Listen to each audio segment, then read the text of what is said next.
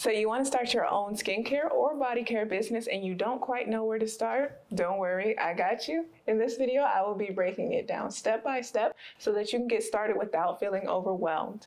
If you're new here, my name is Sharmise Idris and I am the owner of Charmed Bath & Body, where I make and sell my own bath and body products. I have been doing so since 2019, and I also create content here on this channel where I teach you to do the same.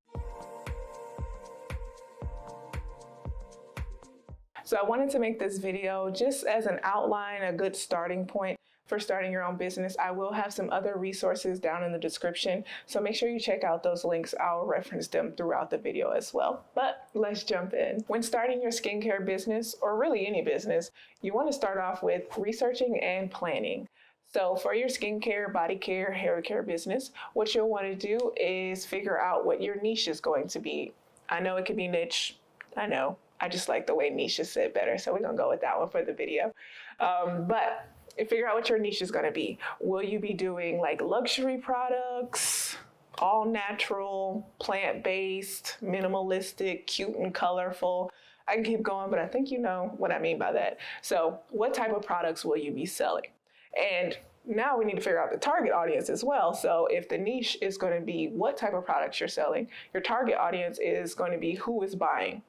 So for example, if you sell sustainable, plant-based, all-natural products, your target audience might be vegan, eco-conscious. You might gear it towards women 20 to 35 years old, something like that. So your niche and your target audience go hand in hand. So you want to figure that out. It can change over time. Mine sure did, but you want to go ahead and figure it out because it gives you some sort of direction. For my business, after I figured out my target audience and my niche, I went to go research my competitors, not to steal from them, just to see what they're doing, basically, which sounds odd. But I wanted to see what type of products they were selling, what price point they were selling at, and what type of things they were doing on social media to promote their products, which we'll get into a little bit later. And if there's a gap that I could fill with my products. So research your competitors, ain't nothing wrong with it. I also suggest searching for some Facebook groups to join, just for a sense of community. You may not fit into every one of them. I had to leave a couple Etsy groups because they complained a little too much. But there are other good Etsy groups out there. There's other like soap communities, skincare, formulating communities, just so that I knew that I wasn't alone when starting my business. Next up, you want to start creating and testing your product line. And if you're anything like me, you may have learned how to make a lot of things while this was your hobby. And so now you want to bring all of those things to your business. You want to do all the soaps, lip balms, body butters, bath bombs, bath salts, so on and so forth. I would recommend starting with a smaller product line and then launching those things later. You want to make sure you test for stability, shelf life. When you're doing body butters, or like if you want to do candles and things like that, you want to ship it to somewhere warm just to make sure that it will make it there the way you intended. So I shipped I think it was my body butters over to my friend in California just to see if they melted. They did, so I had to work on my packaging. But you want to test all of that, and then with your ingredients, make sure they're safe, reliable, high quality ingredients, because you can waste a lot of time and a lot of money if you get the wrong type of ingredients, especially if you get ingredients from a supplier that is not consistent. So I have a video on some suppliers that I use, so I'll put that in the links below. But make sure they're reliable, safe, and high quality ingredients. Most of all, you really want to know your products before you start selling them. So you don't want to get a Pinterest recipe one day and then start selling it the next day, because you don't know how that's going to ship to the customer, and you don't know what it's going to look like sitting on their dresser for 2 weeks in direct sunlight. Just make sure you test your products for you first, and then you also want to reach out to friends, family, or create some type of test group so that they can test your product as well. And when choosing your test group, your friends, family, just make sure that you're choosing people who are honest, who don't sugarcoat too much, because you want real feedback. You don't want a pat on the back. You want to know how this thing is actually working, because people are going to buy it and their reviews most likely are not going to lie. So just make sure you can get some people who can give you constructive criticism about your product. Now let's talk about legal and safety compliance. And before you sell anything, make sure that your business is legal. So this may include registering your business. This could be LLCs, which I have, sole proprietorship, which is what I started off as, partnerships, so on and so forth. You'll have to figure out what's best for you. Like I said, I started as a sole proprietorship. And then I was like, oh, this is skincare. So there's a lot of liability there. And I watched a bunch of YouTube videos, which I'll put below.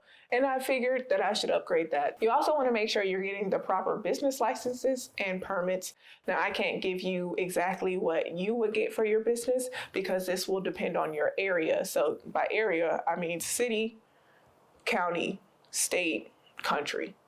So I had to look up each of those things to figure out what I needed. Now, there are companies out there that can, like LegalZoom or stuff like that, that can compile this for you and send it to you. But I am DIY till I die. So I had to figure out what on the city level I needed, which was a business license, what on the county level I needed, which was just to send in some paperwork to say that I was doing something, like starting a business, and then state. Can't remember if there was something for that, and then country. So I had to work my way all the way up. And to figure out what I needed for each thing, I went to the city website, I went to the county website, I went to Secretary of State, so for South Carolina, so Secretary of State for South Carolina, and then IRS.gov, so I can get my EIN and other stuff like that. So make sure you get all of that done before you sell anything. Just a side note for some of my homemakers, you may be able to use a virtual address instead of using your home address for your shipping labels and your business documents. I started off using a virtual address. You just need to make sure that that's allowed in your area. And then also make sure it's not a P.O. box. So P.O. box is different than a virtual address. You cannot use a P.O. box. So we talked about making your business legal, but let's also make sure that your products are legal and safety compliant as well. So you'll want to follow the FDA regulations or whatever regulations are in your area. But for the FDA regulations for labeling, I do have 2 videos on that, one for soap and one for cosmetics. So I'll put those, of course, in the description as well. But you want to make sure that you are following the cosmetic regulations or the soap regulations, depending on what you're selling. And this will be in terms of labeling and also making claims on your product. So if you say that your product cures acne, you're going into medical territory at that point. So you want to make sure you know all of that information before you start listing your products. And then you also want to make sure that you understand the restrictions on certain ingredients. So you want to know the maximum usage for all of your ingredients for what you're making it for. So if you're using essential oils, you want to know how much you can use in whatever you're making. So just make sure you do all your research, go back to that research and planning stage, just make sure it's safe and compliant. Next up, let's talk about branding and packaging. And with this, you want to figure out your brand identity, which is how your brand looks, feels, and communicates to your customer. So this could be through your fonts that you use, the labeling, the packaging, the logo, the brand colors, things like that. When creating your logo, you can find one on Canva and start editing one there, or you can hire somebody on Fiverr or Upwork, something like that, to create a logo for you. I think Wix, W-I-X, they used to have some type of logo generator, and then Etsy has some as well, and the creators will work with you to, make it your own, stuff like that. But create a nice logo. It don't have to be permanent, but create a nice logo. And we already talked about what needs to go on your label a little bit. But as far as finding labels, like if you don't want to create one of your own, which I'll put another video in the description for that. But if you don't want to create one on your own, you can also go to Canva. They have, not Canva, Etsy. Etsy has a lot of branding kits and labels and stuff like that. So just go look there for what you need or create your own. Now let's talk about packaging, because that's going to be one of the very first things your customer sees about your brand. So you want to make sure that it's eye-catching, functional, and it aligns with your brand identity, which brings me to today's sponsor, Container and Packaging. And I'm over here cheesing because I have been using container and packaging since I first started my business. And I've also mentioned them here on the channel before. But one of the reasons I really like container and packaging is because you can get free samples. So you can test and find the perfect jar, bottle, container for you. And you don't have to buy 48 of something just to see if you like it. Now that's a personal issue because I got a lot of stuff that I could not get free samples of. So that's like my hands down favorite thing about container and packaging. But I also like that even if you don't even know what to get a free sample of, like you don't know what you want for your product line, you can actually reach out to somebody, like a real person through call or chat, and get a real person to assist you with that. You can get expert advice from a packaging consultant. And then if you do know what you want and it's not on the website, then you can still reach out and they might be able to source it for you. And their shipping is fast and reliable. And not only can they assist with containers, they can also help you with product labeling too. The thing that really brought me to container and packaging is the low minimums. So not just the free samples, but the low minimums. So if I only need 5 of certain types of products, I can get just 5. I don't have to buy a bunch of them. So like this jar right here, you can buy 1 of them or you can buy 1,000 of them. So as your business grows, you can still use the same reliable supplier.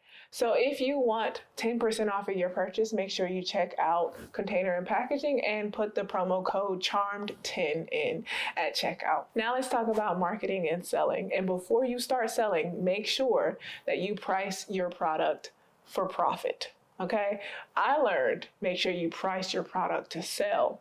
So I had no profit for a very long time, but price your product for profit. There are a lot of calculators out there. I will find one and put one down there for you, but just make sure for profit. While you're figuring out your pricing, also figure out where you're going to sell your products. So are you going to do your own website on like a Shopify, a Wix, or something like that? Or are you going to do like a marketplace or some other platform like Etsy, Amazon Handmade, TikTok, so on and so forth? How are you going to sell your products? And make sure you know that, because like if you're selling on Etsy, there are going to be fees, but you still want to get profit. So make sure you know the fees for wherever you're selling or however much your website is, stuff like that. I started on Etsy because my budget was very low.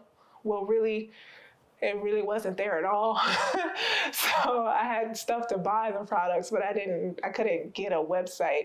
And I wanted it still to look professional and everything. So I ended up getting Etsy, and no regrets, honestly. And also, just a side note, see if you want to sell at farmers markets, pop-up shops, stuff like that.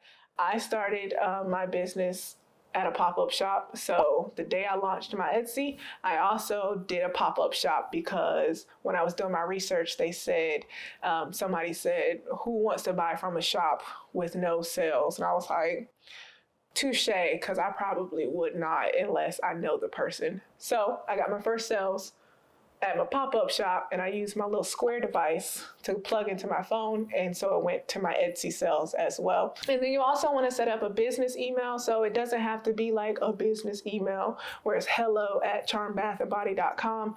Mine was just charmedbath@gmail.com when I started, because I was just selling soap. It wasn't nothing crazy, didn't need an expensive email address. I just needed the email address so I can get my stuff. And then you also want to set up a bank account. You can use like Chase, Bluevine, Relay. There's a couple different ones. I've used all 3 of the ones that I mentioned. Actually use still Relay and Chase to this day. And then if you're getting a website, of course you want to buy the domain. And even if you think you're going to get a website one day, you can go ahead and buy the domain. I got mine through GoDaddy.com. While you're setting up your website and everything, make sure you take some nice product photos too. You don't have to use an expensive camera. Actually, my most popular video here on YouTube is using a phone to take your product photos. So check that out, or check out all of the other videos here on YouTube about how to use your phone or a camera if you have one. I'll put up some of my first product photos over here. I've come a long way though, but these sold, like these photos, I was able to sell the stuff in the photos. So just make sure it's nice lighting, nice background, clear photo. You got me. As far as promoting your business goes, I highly recommend using social media. So Facebook, Instagram, TikTok, Pinterest, YouTube.